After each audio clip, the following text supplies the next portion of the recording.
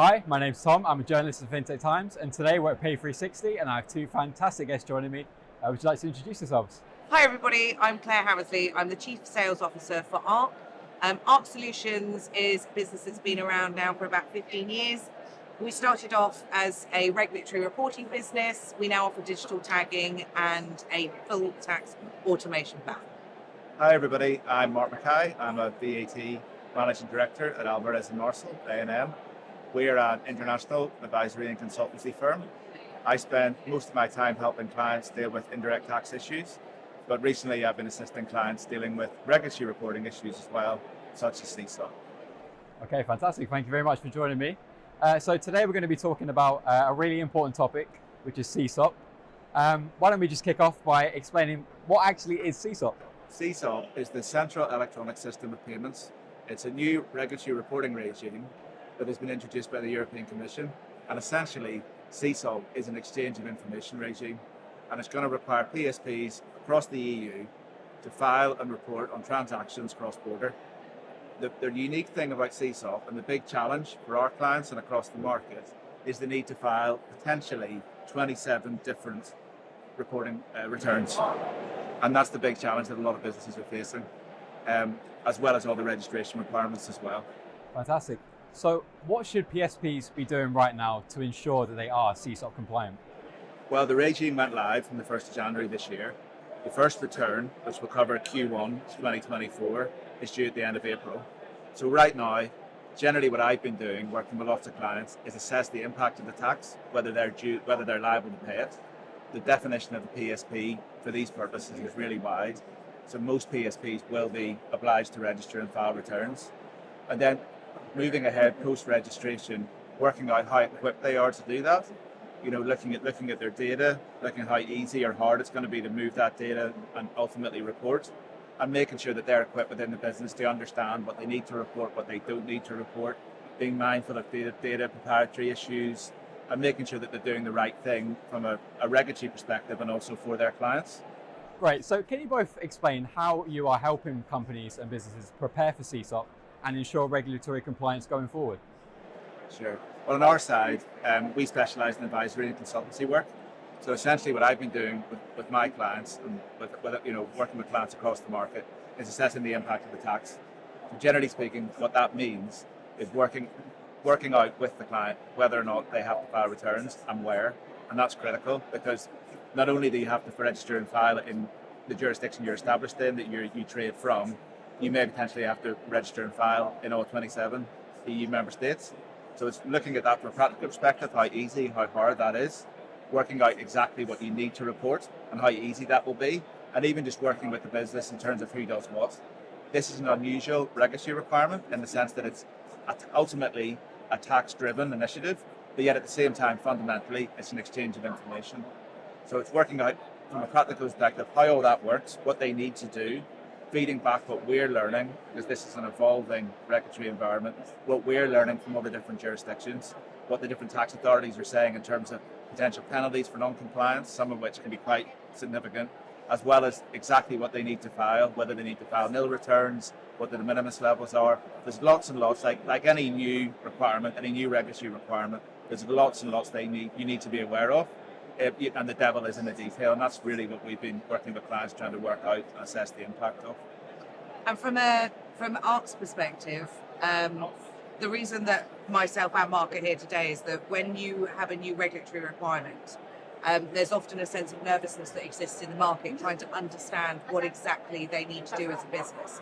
So we very much work hand in hand with advisors. So as Mark said, he's looking after the advice and support for the businesses so that they can understand what it is that they need to do.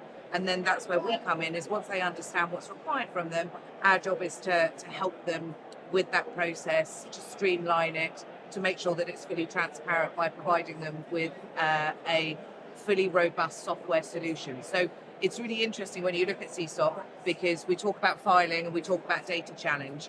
With a lot of regulatory reports, it can be fairly straightforward. Once you have a template, you can just input numbers and employ a company to convert it into whichever language is required, and then it gets fired off. With CSOP, the sheer volume of data alone and the way that you need to treat that data is can be quite overwhelming, I think, for a lot of businesses. So some of the PSPs that we're engaging with, they've got tens, if not hundreds of millions of transactions that first they need to identify, find all the data points, then they need to treat that data because everything on there isn't required. There's only a certain proportion of reportable transactions. Then they need to make sure that they split it out into the various member states. Then they need to convert it into XML, and then they need to do the technical wrapping and the filing with the provider. So we partner with our advisory partners like Mark so that they can advise the business on what to do, and then we do the heavy lifting in terms of the technical solution, because a manual solution for CSOP, I think, is probably nigh on impossible at this stage. 100%. I couldn't agree more. So I think really we're looking at this like a bit of a journey, like a lot of regulatory requirements, and that's why with Arkk it fits really well as a partner for us, because we can assess the impact, essentially give a roadmap of what a business needs to do, and then Arkk can help with the implementation of that roadmap. Because essentially, once you outline exactly what you need to do, the transition to the actual filing in itself is data handling. It's making sure that all that information is ready to be submitted to the tax authorities. So essentially, we draw out the roadmap, and then Arkk helps the client to the finish line. Right. And are there many differences when it comes to different jurisdictions in terms of the technical requirements for filing, and how does that impact PSPs? I think locally there are differences. The fundamental ask is the same, but each tax authority, because it is their territory, they can administer the regulatory requirement in any way within reason that they like. What we are seeing is some of the penalty regimes are varying quite significantly. In the Netherlands, for example, I think it's 900,000 euros, believe it or not, for a deliberate and intentional misfiling, an error in the filing or a non-submission. So that's the Netherlands. In the Republic of Ireland, I think it's about 2,500 euros for an incorrect or a non-filing, incorrect filing or a non-filing.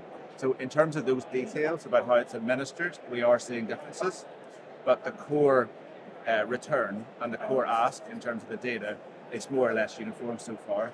But unfortunately, at the moment, there's still a little bit of a gap between the client or our clients understanding what they need to do and how to do it.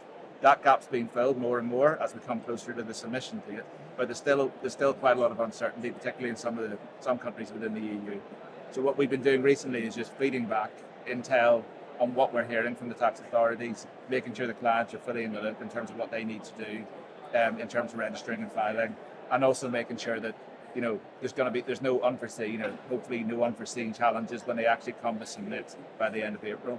And then again, that's when it's worked really well partnering with Arkk, because then Arkk, using their tech solution, can hopefully minimize the likelihood of anything untoward happening.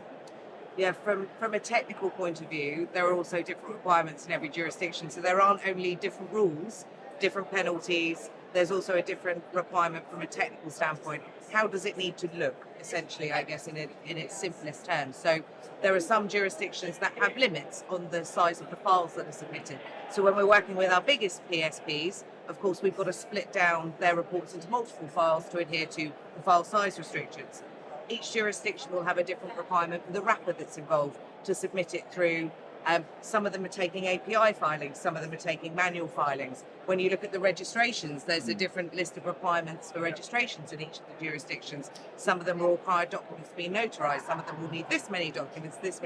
So from a tech, and when I say technical, Mark and I were discussing earlier that technical by definition is very different for both of us. That's true. So Yep. From a software technical perspective, there are big differences in each of the jurisdictions that you have to be aware of, because again, as Mark said, if we are unable to file because you don't understand the rules of what's required from a software technical perspective, then they could be liable for the fines or the late filing. That's and right.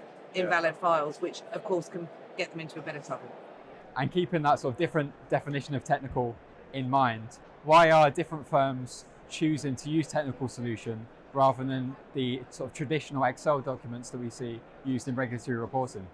Yeah, it's a great question. So typically speaking, with a lot of the regulatory reports, there is the ability, certainly with something like the AIFMDs of this world, where you can easily transpose data onto an Excel format, and as I said earlier, convert it into the right language to be submitted to the jurisdictions or to the revenue.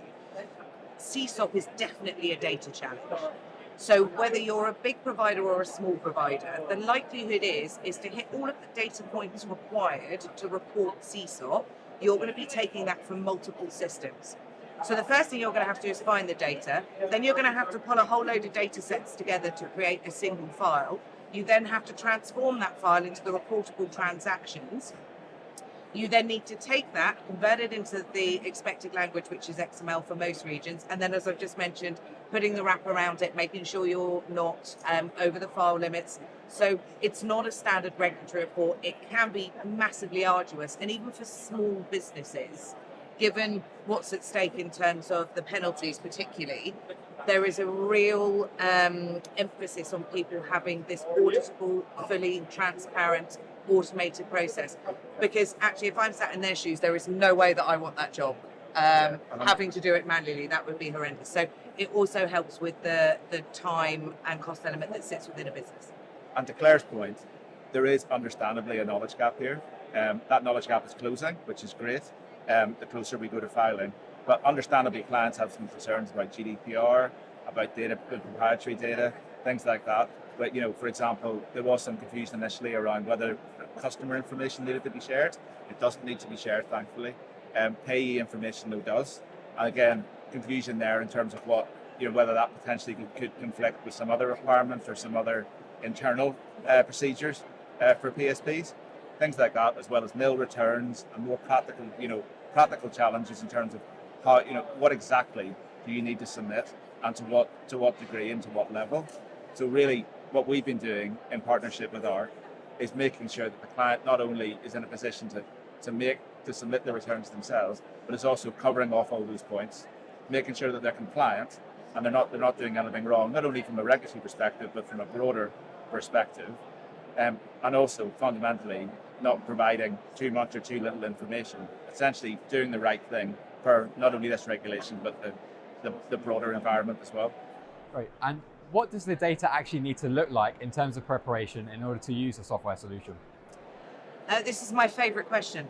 For us, the Arkk automation platform, which is the tool that we would use to process the CSOP regulatory reporting requirement, was built with a specific aim and goal in mind, or two actually. So the first one is as a multi-use platform that can solve data issues that exist within a business. So CSOP is just one of the things that we support our customers with, but we support them on multiple data challenges that exist within tax and reporting teams such as VAT, which Mark is a specialist in, operational transfer pricing, so on and so forth. So that was the first thing that we wanted to do, was make sure that we could use the tool to be able to satisfy big data challenges at short notice, which is why we were able to create the CSOP solution. But actually, from a data perspective, the second key thing we had in mind when we created the platform was to stop businesses having to transform their own data and template their own data, because that in itself is probably one of the biggest challenges when we are looking at processes that we support with. So our system has been built to map itself to their data rather than them having to map their data to our system. So in terms of what does it need to look like to be able to use a software tool, certainly with ours, it can look as it looks today. Our CTO always says, I don't care, I'll take what you've got lying around. And we mean that. So we'll take your data in any format as it exists today, and we will map ourselves to your data. So actually, it doesn't matter what it looks like, we can support you regardless. Okay, great. And that aside, why should firms be choosing Arkk? Hopefully I've explained a lot of the points already, fingers crossed. Arkk, we've been in the regulatory reporting space now for over 15 years, and actually that's where our business started. And the introduction of the automation platform, which I've talked about today, which handles CSOP, that came around about 6-7 years ago. So we built a CSOP solution, CSOP being brand new, on existing technology that lives and breathes in hundreds of businesses today. And actually on our digital tagging, our regulatory reporting side of our business, we look after 60-70% of the FTSE 100. So big businesses trust us to handle their requirements. So our credentials aside, Mark touched earlier on the nervousness that surrounds the transmission of the data and the GDPR elements, and is it safe, is it secure, is it protected? And actually both of us, again, one of the reasons that we partner with A&M, we both hold the ISO 27001 accreditation. So it just gives those customers, particularly with CSOP, where it is such a high volume of sensitive information, it just gives them that extra layer of comfort. And I guess in addition, why Arkk? Because the idea is we do everything for you. So because we can map to your data sources, we do the calculations on your behalf, we can register, we can file, and we can give you everything you need. So it really does take away all of the hassle, all of the time. We do all the heavy lifting for you. And then of course, when we're partnering with people like A&M, not only can we give you the technical solution, by working in partnership, we can also offer you that advisory side, which is so often required for new regulations, just to give them that comfort in the understanding. So yes, I think it's businesses are well placed with both of us. Yeah, well, obviously it's a hugely important issue, especially while we're at Pay360. It's a very fitting topic. But I want to say thank you both for joining me. It's been a really interesting topic, and thank you very much. Thank you. It's Thank been great. you.